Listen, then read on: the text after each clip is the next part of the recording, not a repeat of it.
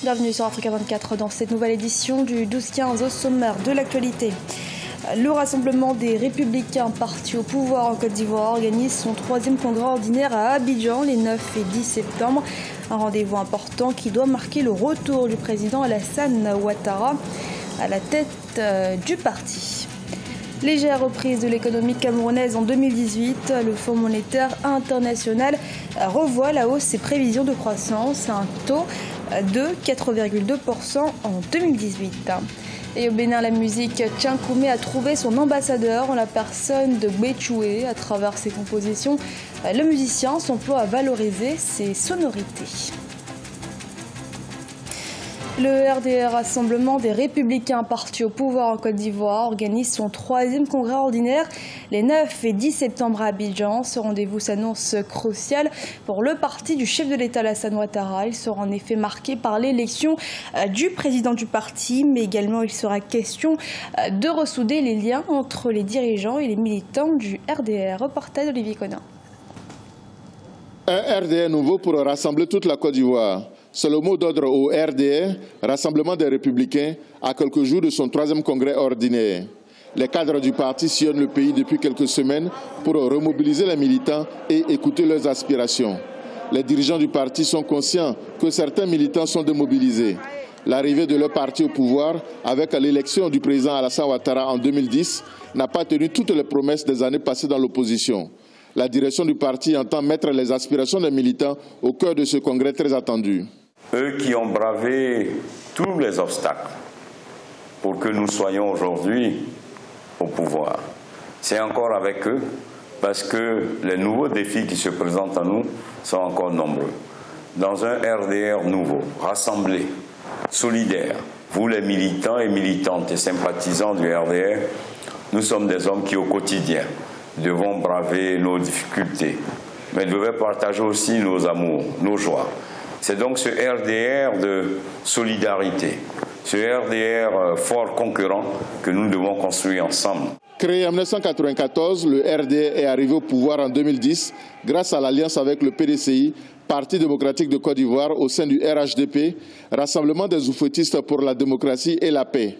Pour les dirigeants du RDR, la force de leur parti sera bénéfique au RHDP. C'est donc un RDR nouveau qui va donc rassembler les militants, militantes et sympathisants pour que, autour d'Alassane Ouattara, nous offrons à la Côte d'Ivoire, cette Côte d'Ivoire rassemblée, parce que le RDR se veut un parti fort, pour un RHDP fort, mais surtout que le RDR, au sein de ce RHDP fort, veut aller au-delà du RHDP pour rassembler tous les Ivoiriens.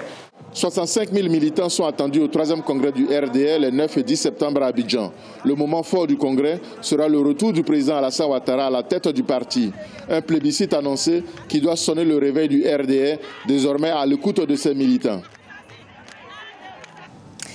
En Angola, l'opposition réclame un recomptage des voix. 4 partis d'opposition ont en effet exigé dimanche le dépouillement et la compilation des votes du scrutin législatif du 23 août. Ils jugent frauduleux les résultats qui ont accordé la victoire au parti au pouvoir depuis 42 ans, le MPLA. Les Congolais toujours dans l'attente d'un calendrier électoral pour l'élection présidentielle. Un report n'est pas exclu. L'Union africaine a récemment déclaré avoir pris acte de l'impossibilité d'organiser ces élections cette année. Les précisions dans ce reportage de Jacques Mboka. L'Union africaine a pris acte de l'éventuel nouveau report des élections en République démocratique du Congo. Après une réunion consacrée à la RD Congo tenue par le Conseil de paix et sécurité de cette instance à Addis Abeba, l'UA a rendu public ce jeudi 31 août 2017 les conclusions de sa réunion. Cette institution estime que l'organisation des élections à la date qui sera fixée par la Commission électorale nationale indépendante à l'issue du processus d'enrôlement est la meilleure option pouvant garantir le succès des scrutins, une position qui conforte le gouvernement congolais. La République démocratique du Congo est membre de cette grande famille de l'Union africaine. La CENI est en train de faire un travail remarquable. D'ailleurs, vous avez vu au jour d'aujourd'hui, on est à presque à 41 millions d'enrôlés. Et sur le plan technique et financier, nous rencontrons certaines difficultés.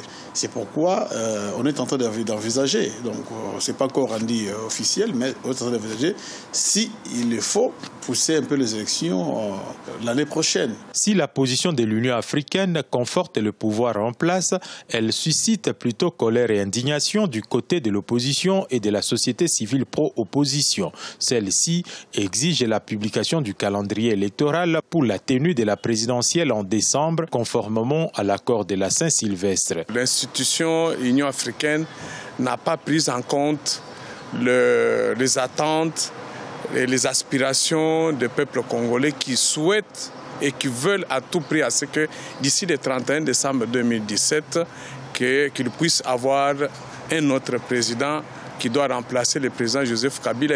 Le rassemblement de l'opposition de la mouvance Félix Tshisekedi, qui s'insurge contre la prise de position de l'UA, avait projeté un meeting ce dimanche 3 septembre pour notamment exiger la tenue de la présidentielle en décembre 2017.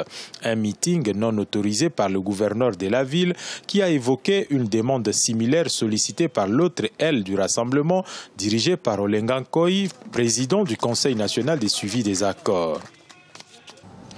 Loin des 4% des taux de croissance projetés pour 2017, le Cameroun devrait enregistrer de meilleurs taux en 2018, année pour laquelle le FMI table sur une croissance de 4,2%. Des perspectives très optimistes dans le sillage de la reprise de l'économie mondiale qui s'annonce plus que favorable. Reportage de Sharif Ousmane Bardounika.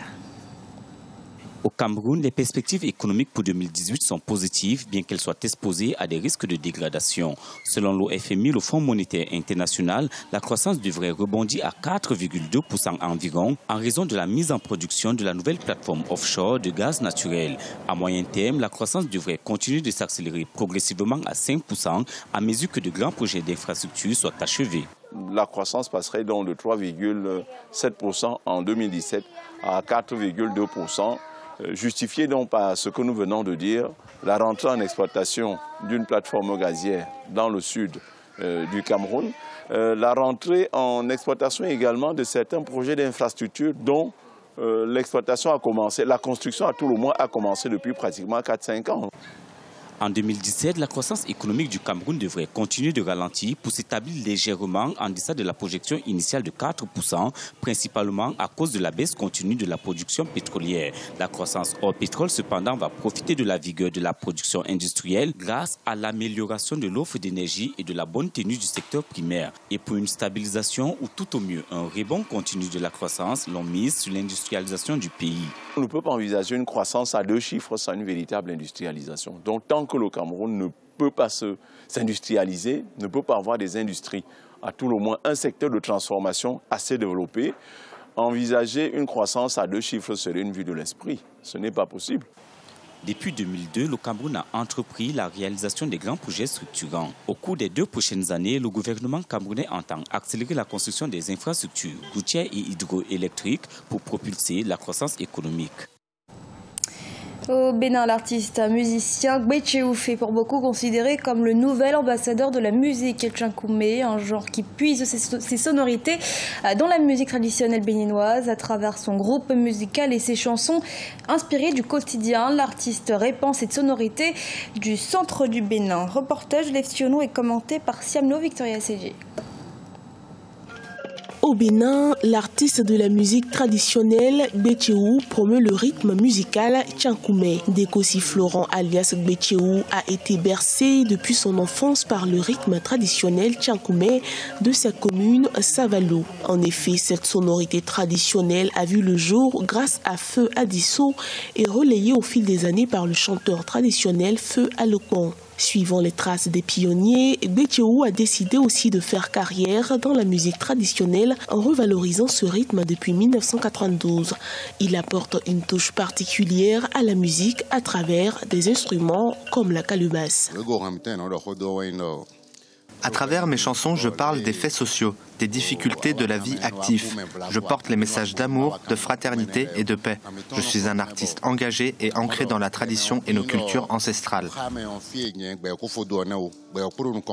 Le groupe musical de Gbetcheou compte 6 percussionnistes, 8 danseurs, dont 4 femmes et 4 hommes. L'artiste a à son actif 25 albums. De nombreux observateurs estiment que ses œuvres musicales traditionnelles sont de plus en plus appréciées et écoutées au Bénin. Néanmoins, plusieurs difficultés entravent l'émergence de cet artiste. Nous rencontrons un certain nombre de difficultés, telles que le manque de subventions aux stars de la musique traditionnelle. Nous souhaiterions aussi qu'une attention particulière nous soit accordée de notre vivant.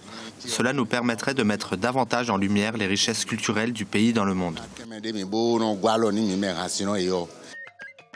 Gbetcheou a décroché plusieurs trophées dont celui de l'album Meilleure vente du Bureau béninois des droits d'auteur en 2005 et du Maïouin à Saint-Valou. Il s'active pour la sortie de son 26e album d'ici fin 2017.